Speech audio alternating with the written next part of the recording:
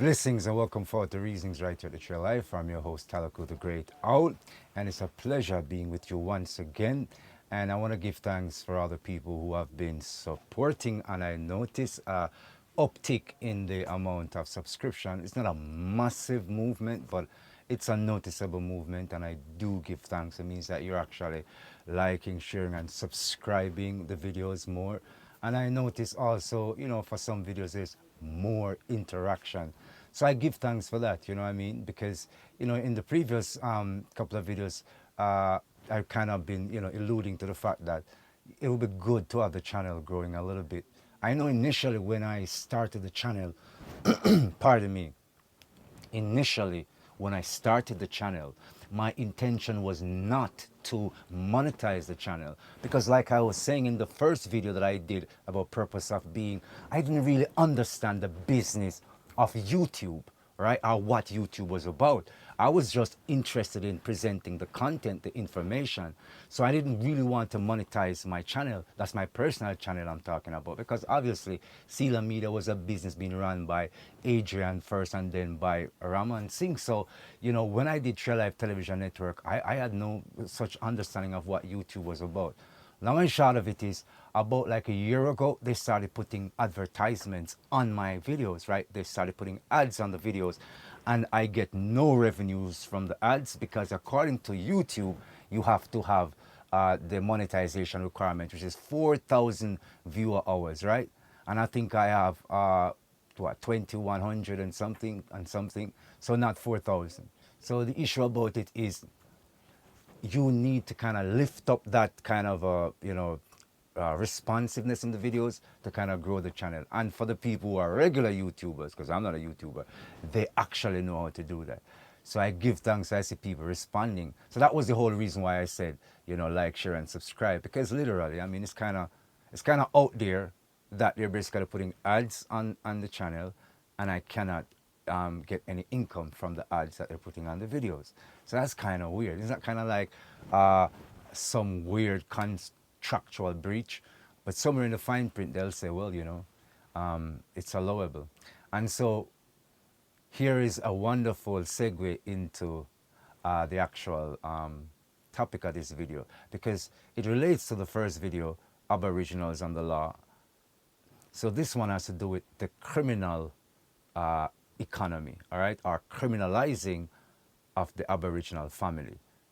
I always give you, the topic and the subtopic. So really and truly, it's the criminalizing of the Aboriginal family. And under that, the subtext is the criminal economy. And I'm styling it just that way because we extended that foundational statement before because it's really the prison economy and we're talking about private prisons. But anyway, before we even get to that point, on the video Aboriginals and the Law, because I noticed I've been getting a lot more responses, a lot of people are saying that the words, like, there was words that they had to go and look up, right? I got that from comments and also from people who talk to me, right? And my issue is in understanding jurisprudence, the law, you have to understand legalese, and legalese is the language of law.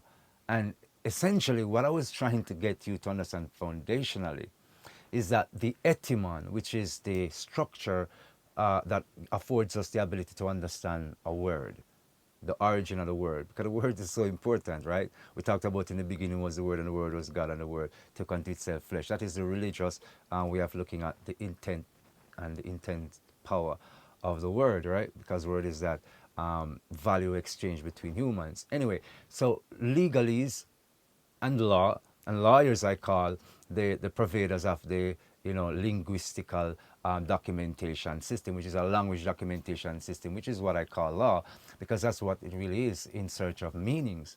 And most individuals aren't taught legalese. So you would have to go and look up, hallelujah, the meaning of those words. And I must say, there is the meaning which the etymon affords in the regular structure of language called connotative linguistics, which I alluded to also. And so if you look up the meanings of words just in connotative linguistics, you'll get a rather vague meaning. It's a connotation, it's an inference. It's not actually the truth or a fact. It's not the origin, it's a derivation. So when you go to denotative linguistics now, you'll actually have the actual origin of the word. And I guess in law, that's what you really debate about. It's like a game on the court, and the judge up on the bench is like the umpire, who's kind of keeping score and is going to present the match to whoever wins. So that's why the argument gets thrown back and forth. It's your argument, prosecutor. It's your argument, defense attorney. And it's a game that is surrounded by the laws and the dimensions that contain that legal fiction or that legal fallacy. Because if it's established under the mercantile, then it has nothing to really do with jurisdiction and the actual law of the lands or common law. So admiralty law really should be under universal commercial codes. It's just really business law. It's because there's nations parading as nations, but they're really corporations, right? So they're corporations parading as nations, right? And so remember, we in the West who are of the Aboriginal descent, miscalled, translated into many classification, reclassification, and connoted linguistics. We are educated, or I should say miseducated, by these systems, so they would not really try to remove us from wardship. So look at one word like wardship. A lot of people don't really know what wardship really means, especially as it relates to an adult, because an adult, they would say, is not a ward, but a ward in the one of the definition that is the connoted linguistic is like it's a minor. But in like Grimm's law, a ward really is really just a serf, it's really a slave. A ward in the essence of being a juvenile, being a child, yeah, in one essence, but literally as it relates to an adult, is literally that is you're a slave. You understand me? You are property, right? And as a propertied individual, right? Those who hold the right over you, right, basically can trade you. That's what chattel slavery is about, and that's what the prison economy, hallelujah, is about. And now we talk about the criminalization of the Aboriginal family. So it's a long preamble, but we can segue forward into what we're really talking about now. So remember, we're talking about the fact that you have the plantation housing. It's the best place to start because it's relatable. The plantation housing, right? That is the shacks and the shanties that the enslaved individuals, Aboriginals, used to live in on the plantation, that was transposed through apprenticeship to these little houses they would build a little bit close to the fields, but on the property away from the great manor house.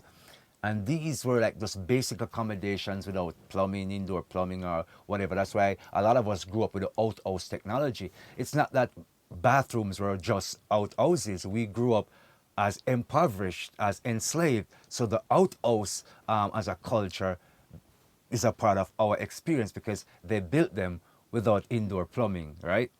Yeah, yes, just get that straight. So it's not that we just love to dig pit latrines, hallelujah, if you want to know the truth, right? So these plantation houses transposes itself as time developed into the Section 8 type housing where it's cheap, low income housing for the most disenfranchised are the most enslaved, the most wage-slaved individuals within the society. It reaches itself all the way up to the middle-class gated communities that have, just like the lockdown, yeah, and fly up in the prison systems. You got the Bosun Waters, right? That basically is benefiting from a sort of fear mechanism that individuals, especially if you're of our ethnicity trying to live in a more opulent white gated community, you get profiled just like any old enslaved, imprisoned brother walking on the block. All eyes are on you, right? And it's not pleasant eyes, let's just say that. So they're watching you, right? And so there's no sense of freedom because you live behind a gate, right? And you have to signal someone's attention to be let in and let out. So the criminal economy, the prison economy, benefits from the incarcerated masses of Aboriginal so-called black man and woman across the Americas, right? Especially as we talk about the Americas, in the United States of America that has the largest enslaved population of Aboriginals, aka so-called black man and woman. Remember we talk about the three branches of government, the executive, legislative, and judicial, and how laws, these policies really, under the legal institutions are constructed without our input and then forced upon us like mandatory, approved, and such like words like that, authorized, permitted. That's why you got to get permits for things. You have to be licensed to operate a motor vehicle. You have to be a licensed public speaker, a licensed teacher, a licensed artisan. You have to get approval. You understand me? That means that your sovereign right has been suspended. Why it is so is because wardship means that legally you are not a man or a woman. Just like when you're arrested and a body makes it into the courtroom, it's the same issue within life.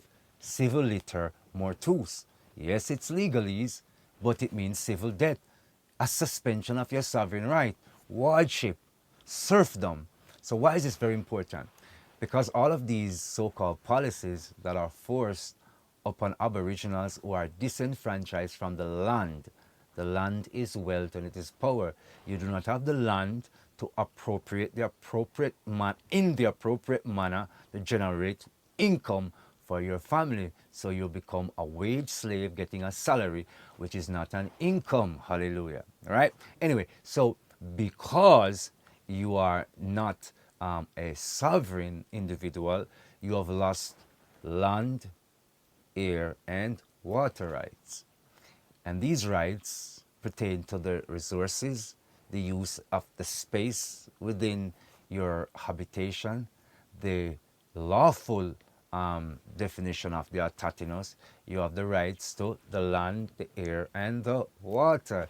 You have all those rights, but as serfs, wards, subjects of the state, black people, African Americans, Jamaicans, whatever the classifications are, you are really property, hallelujah. And legally, you are not able to inherit through wealth. People might say, well, my father left my house, his house to me, or my car. You see, I'm happy when people say that because you've gotten, hallelujah, a liability, right? A debt has been passed on to you. And so you can talk all you want. A debt has been passed on to you. And so if it is even fiat currency or a voucher system, basically that's not real money. So hallelujah, it's not real value, it's not gold, it's not a non-fungible token, right? You understand me? It is not fungible, sorry, it's a non-fungible token.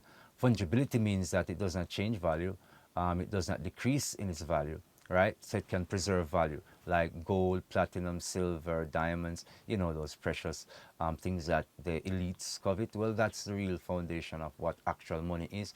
The promissory note, the voucher system, the fiat isn't really money. And when a person passes down something under the fiat system, it's the same thing. You're a serf, you're a ward, and that's why you got debt. Let's put it the right way.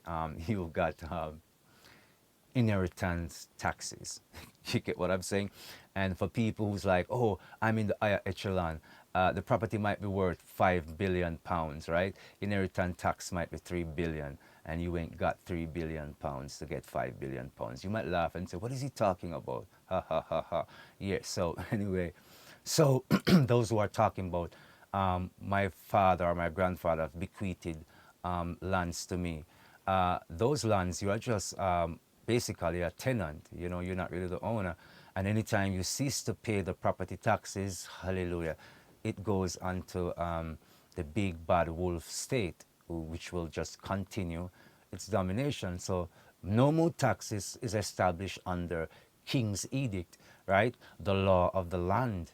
And so the law of the land is determined by those who are most opulent and decide how to divide and rule those who are less fortunate. So we as a people was a nation that had all things. So we are not slaves or serfs in origin.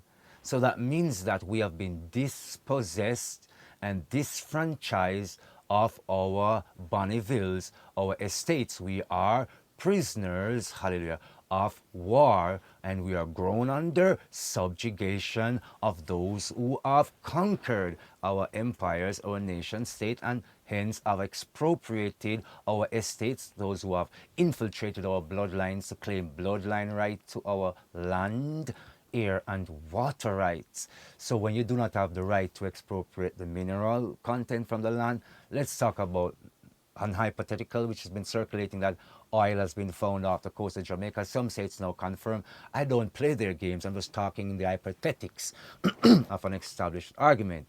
So let's just say now there's this exploratory notion that there's oil off the shore of Jamaica. There is no autochthonous or indigenous group of Jamaicans that will be able to expropriate the oil from these wells. And you might say, but we do not have the equipment. Do you think that not having the equipment makes you lose the right to expropriate the mineral value of your own land? Except you don't have the right to that land. So it has nothing to do with the fact that you do not have the equipment. You can hire the equipment if you need to. The fact is that oil reserve, that oil pipe, that oil, what do you call it again? That oil, I don't want to say reserve because reserve means that you've stored it away. Well, thank God. That oil well, the necessity of it being drilled is incumbent upon the owners of the property deciding when it should be drilled. But when you are not the owners of the estate, the mercantile will decide. It's like first come, first serve. It's like the explorer's quest. I'll go out with red, white, blue, pink, purple flag, all in the name of the kings of Portugal and Leon, Castile and Leon. And you'll stick your flag anywhere and you'll say, it is mine, mine, mine, mine, mine. And the Pope and the King of, and the Queen of Castile and Leon. And you go there and you assume sovereign right of the inhabitants and all their lands, their land, air, and water right. So you might say, but if there's oil being found, they have to go through the government. They have to go through their established protocol through the mercantile. And the mercantile is the Admiralty system that supports the vassal state called Commonwealth, that is Jamaica, a property of King Charles of England, in case you do not know. So again, I say you don't own the land. And this justification is saying, oh, you never were from here. So they teach you this African philosophy and this African belief system. That means that you have nothing to do with the land. And many of you, when you go back to Africa talking about, brother, me come home, man say, go away, you're not my brother. I do not know you, right? Because you've been falsely informed in the West, right? And I know many people love to say, well, you know, linguistically, Jerome, we've got you there because the people here and the people there spoke the same language. Do you know what the Aboriginal experience is? None of these intellects ever speak about the earth as one. And why they do not speak about the earth as one is that the transatlantic slave trade that divides political, social, and economic structures don't want that to be spoken about. Because when the earth is one, all the people spoke a common language. And at the separation in the age of Peleg, what we call the destruction of Atlantis here in the Americas, people began to scatter and take boats and go across to Africa and all these places that but was only called Africa in the Neolithic periods and after, you know, when a certain type of man arose. Anyway, so the essence of it, Al-Kebulan and all these Asiatics are Aboriginals like myself, right? That have always been a part of the one family, and the Apla blood group blood work shows that we are one family. Hallelujah. So we're not talking no DNA manipulation system here. So we know why it is that we spoke a common tongue. We also know why it is that we still communicate, because through the time of Abu Bakr and Mansa Musa and all of the great traders from Mali and from Morocco, here in the islands of the so-called Caribbean and the Atlantis, we've been trading, interbreeding. Yeah, the Moorish kingdoms who literally basically circumvented our own autochthonous rule. Look, they were the first. Some people love to talk about the Arab slave trade, but they do not want to say the Moorish, Abasaba, the Moorish slave trade, right? So the Moorish slave trade basically trans and circumnavigated the earth, manipulated and basically abused quite a few nations. But we also know that there's good sides to this when people talk about the algebraic equations and the establishment of true jurisprudence, understanding of law, the cosmos. We know this under Islamic codes and all these things, and we're not talking about religion, just to make that clear. So we know that we were subjugated by people of similar complexion and tone, but we're not of our, hallelujah, own ethnicity. We know that we've been pendragoned and bought out. But then this is where etymology comes in again. When you understand the origins of words, you know the period of time in which these phrases were coined and what they mean. I talk about the codes noir before, the Christian black codes, right, of 1620 and 1672. And the essence of these Christian black codes infers and reflects the way in which we've been traded as chattel, and the way in which we, under these religious systems and political and economic systems, have lost all rights to our sovereignty, hallelujah, meaning our estates. So when young black males are educated in this way of thinking and are unable to matriculate in the systems, basically because these laws are oppressive, we have no rights to land, water, or air. So we have to become serfs and wards under their system. So we got to go and be disenfranchised through their factory indoctrination system called education. And so they program us. They program us into self-hate and identifying with the system as our parent, the parents, the parents, right? As they are the ones that they look to as authority. So the biological mother and father losing the sovereign right over their child, their offspring. And so all this is designed through marriage and birth and death certification. All of this are being traded on the bond certification system.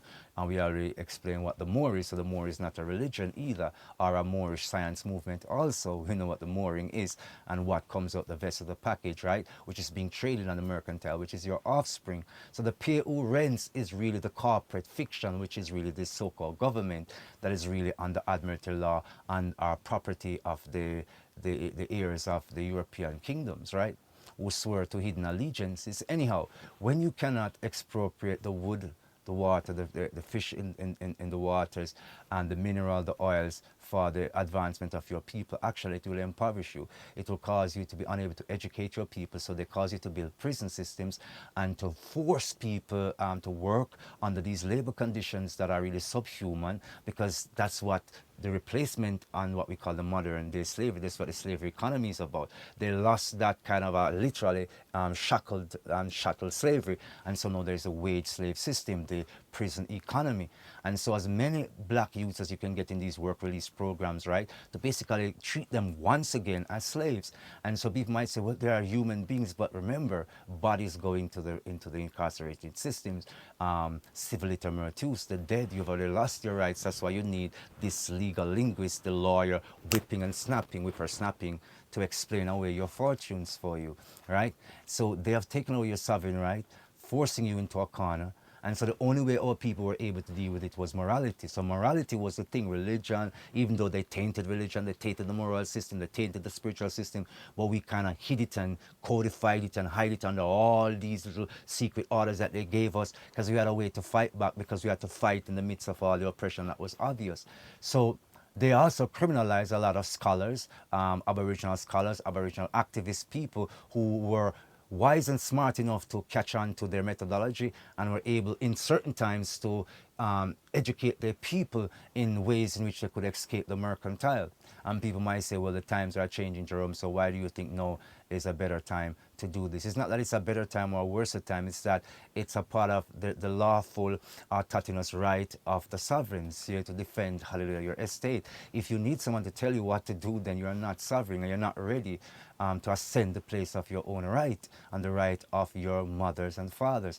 It's a progeny and that must be respected as customs and traditions. That's where laws and the jurisdiction a person expresses ought to come from. Now, an invader is someone that have perpetrated violence against you and your ancestor, and any system designed out of them could not be lawful and could not be right. It might be legal, but it's not lawful, and we must know these things in pursuant of self-identity.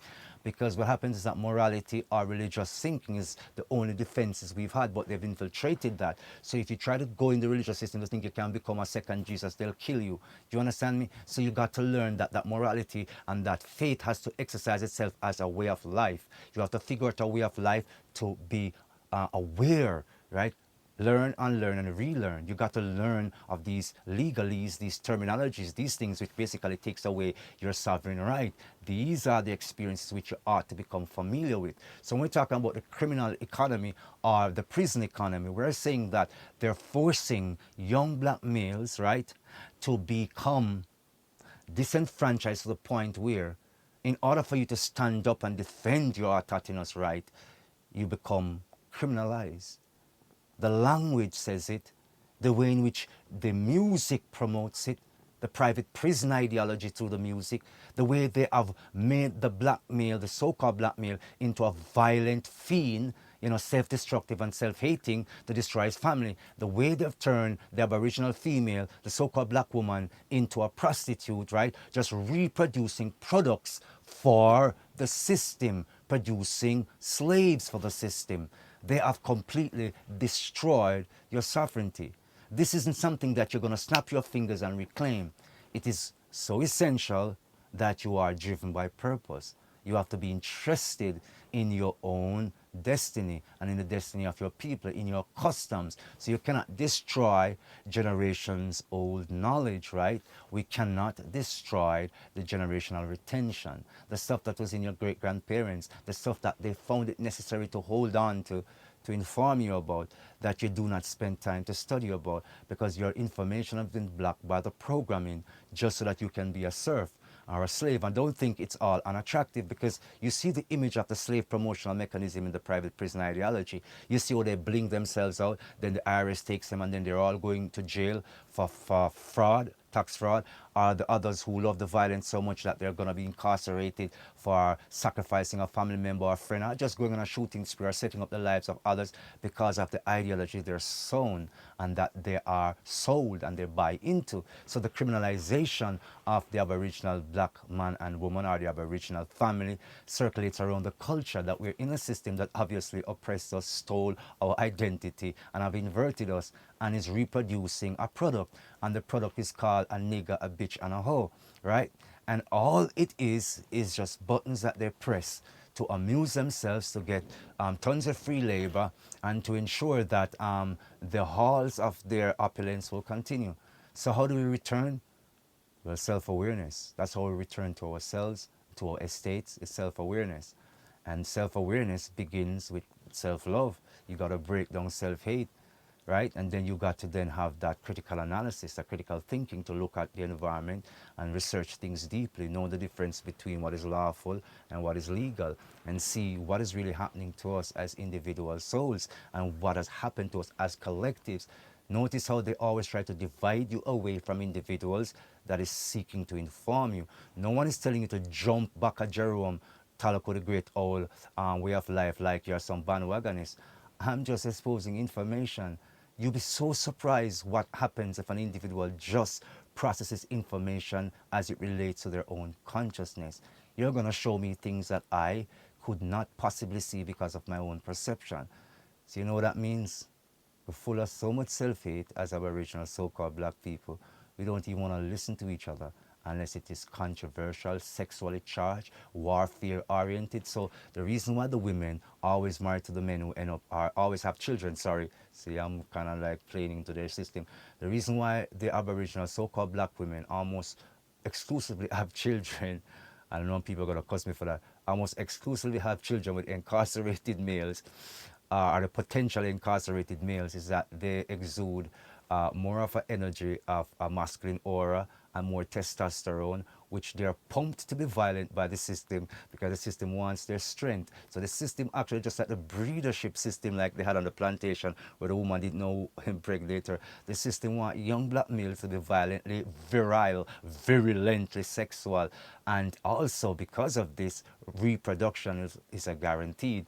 And so then they can be incarcerated now, right? And then put to work, and another generation is created.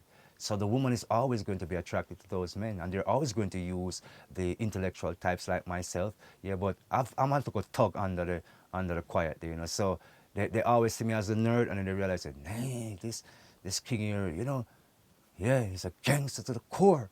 You understand what I mean? I say hallelujah. So, but they at first think they educated that we're pussies and we're bitches, and as such that we're weaker men, so we can take care of the kids that the gangsters produce. You understand me? I'm really like that, right? And so because of this, you find that a lot of times the next generation is definitely going to be without a father.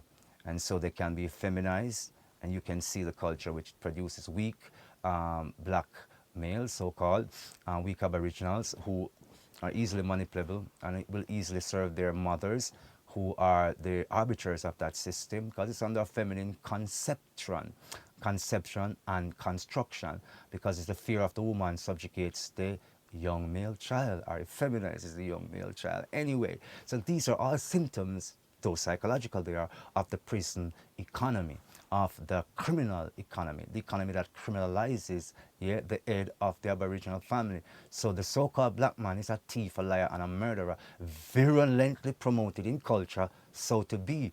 The highest level of testosterone is expressed through a violently aggressive behavior, i.e. easily making them attractive to the opposite sex, who's again trained to realize that she's going to bring up her children alone, or the wrens, less the chill, she's going to bring up the wrens alone, right? And they know that our quality in a normal term, the offsprings, she's going to bring up the offsprings alone, and she's prepared for that because her mother trained her to realize that, hey, I don't need your papa, I never need your daddy, I don't need no man, and hence I'm a man and a woman. So that psychological hermaphrodilia thinking, hermaphroditic thinking in man and woman, it ensues because she's going to pass it on to her son, who sometimes gets so overly religious, not realizing that he's just poor. He's just poor and he doesn't want to be enslaved, yeah, but because of his poverty, he sticks to religion and gets so entrenched in religion, he becomes this psycho, right? Again, out of control because they want you to become violent. So you have a lot of wife beaters, woman beaters, who are the religious, spiritual man. Yes, like myself too, yes. There's a time that I had the same thinking too, because when poverty dipping on my skin, right? And I couldn't find the money to provide. Yes, and the woman start act like a beautiful woman for another man. You go bop, bop, bop, right? Because you try to preserve. And they laugh at you. They throw your ass in jail, nigga. And they subjugate you even further. So give thanks that I had good women in my life that were able to forgive me, yeah, and I learned the error of my behavior. Well, I had to learn it legally anyway, right? Because I didn't want to be subjugated, so I had to basically change my dirty behavior because they were programming us. So you have the religious fanatic who believes that he should control everything about a woman. Brother, poor, you're poor, right? And those who have made a few dollars and is still doing it, well, you're still insecure. You know why? Because you know that anytime you lose the few voucher notes that you got and the power to the house, yeah, your manhood gone and your donship disappear. So you know that's why you're acting like that over the woman. So there's no equanimity in relationship. And the woman, she's acting like a hoe simply because she don't trust her man to provide all of her needs, hallelujah, for her. And besides, she don't train to think he's going to go to prison anyway, right? If him is a real man we're talking, you know. You get me? Enough people vex when I say that. Yes, man. You understand me? So when I was a kid growing up, I already knew that I was going to have to spend some time in jail. So you know what I decided to myself? I was going to do it when I was younger. Hallelujah. So yeah, I already spent my time in jail. I'm not going to talk about that. Not for any criminal activity, but because, you know, certain things, right? But anyway, I had to do it, you know. I had to will myself to do it because I already saw it. I already always had a consciousness, I told you, from 12 years old, right? I got awoken, whether people believe that, hallelujah, or not. So I knew at some point I was going to have to go to jail. No nigger was going to escape that. And you got to get that straight. So the effeminate men who create fraud on the numdy gear now and thinking that because they're so effeminate and they play into their mama's skirt tails to act like they're good boys, right? and they are really criminals, manipulative and destructive, worse than some of the women that are so deceptive, right? So those effeminate boys, again, yeah, they go to criminal behavior and activities and they cry like bitches when they're arrested and have to be in the presence of some real man that is incarcerated. Yeah, and then you have some man that are sold out and it's going to really turn them into bitches, and then that's going to be another experience. So the criminalization of the Aboriginal male has destroyed our families. So when we talk about marriage, according to ancient law, marriage is copulation, because people didn't really find it necessary in a customary traditional stage just go sleeping around. Hallelujah. And if there was a tendency to want to do that, there would have been a polygamous culture, and in many cases there were. Right? So there was a structure to preserve the growing or the grooming of offsprings. The wren had an environment in which they could grow up, knowing that they had many mothers and many fathers. And that's what the whole adage about it takes a village, because a village usually was a family. And the original word for nation, which is kin or kinship, where you get kingdom from, is kin, K-I-N-G. Where kings come from means family. Exactly. So, the destruction of the Aboriginal family has caused self-hate. And the self-hate means that people like me are judged based upon my appearance, because I grow the natural beard and the lock, which is under a philosophy called dreadlocks. So people have to then sort out the belief system they have about me before you can even approach the information. But that's what we are under. That's why religiosity is so big. And again, I tell you, you have some women out there, they're self-righteous. I talk about the self-righteous man them, but we not forget about the self-righteous woman. You are so into Jesus that you know that your vagina have a legal use. You know, a natural use. You understand what I say? Because you are really so caught up in your own delusions. You understand me? And the delusions that this system has placed upon you. Yeah. Your lack of freedom. Yeah, your sovereignty is so sold out that you go to religion, and instead of you see Yahshua Mashiach and come to true gnosis and awareness, you go to Jesus and you go to the Roman Curian. You become a ward and a servant all over again, right? And because you cannot actualize the divine principles within yourself, you behave in a manner that you're trying to control males, the witchy behavior, yeah, the witches and the warlocky behavior, yes, man, it is perpetuated within this mentality. A lot of these so-called witches come from religious family. Don't you think it otherwise? And I know the people will say, remember, witches, Jerome, is connotative linguistics, right? And not denotative, because the women of wit were metaphysicians that owned the estates in our ancient kingdom, and they were the ones that were targeted by the invaders because they were the owners of the property under a matriarchy that many do not know.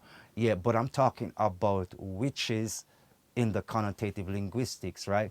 And the order of the warlocks which they're under, which is really to manipulate, yeah, and to destroy anything that is sacred. Yeah, so a lot of witches come from religious family, because when they have lost their sovereignty as the original owners, they cannot exercise that divine nature within them, what they want to call the goddess power, the feminine power.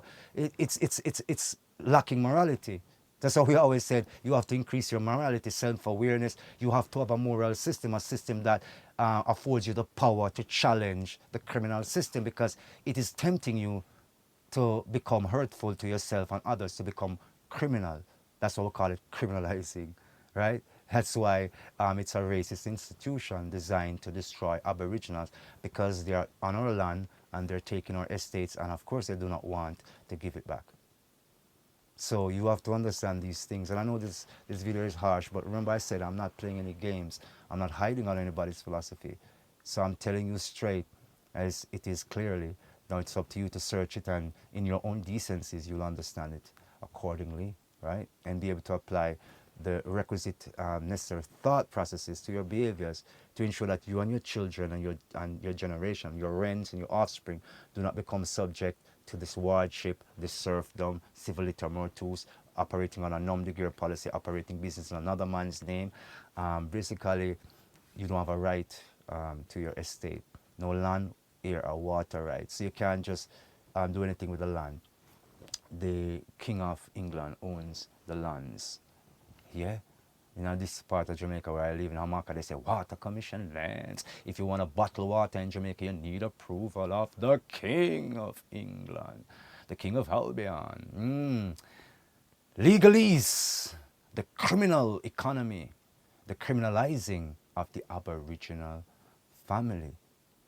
So I hope this video has been useful and helpful to the process of your understanding of follow-up to Aboriginals and the law. So you can actually start looking to Grimm's Law, Black Laws Dictionary, learning the etymon, knowing the origins of word versus its the derivation of word, connotative linguistic versus denotative linguistic. Denotation means origin, connotative means derivation. It is suggestive, infer, it is not actual. So when you talk about actuality, you're not a human being, you are a living being. You understand me? A more, that is not a religion. Right? And so you understand these systems, the systematic control, and you'll free yourself from the matrix, right? And you'll understand the divine law as it pertains to universal, immutable, unchangeable law of God, law of creation, law of the cosmos. I have to say all those terms because a lot of them have different meanings to be, hallelujah, quite specific, and I'm speaking to many people. The law of being. Much love, light, and blessings. So until next time, it's been Talaku the Great Owl. Reasons right at your life. I wish for you in 2025, in this Roman calendar year, a cycle filled with love, joy, and well-being, that you may awake to your true self through the right and proper application of your spiritual knowledge and physical abilities into quality outcomes. Remember that you're a gift to yourself and to your family. Continue to be that gift to the environment, right? Like, share, and subscribe. Let's go for that monetization, right? 4,000 viewer hours. Love, light, and blessings.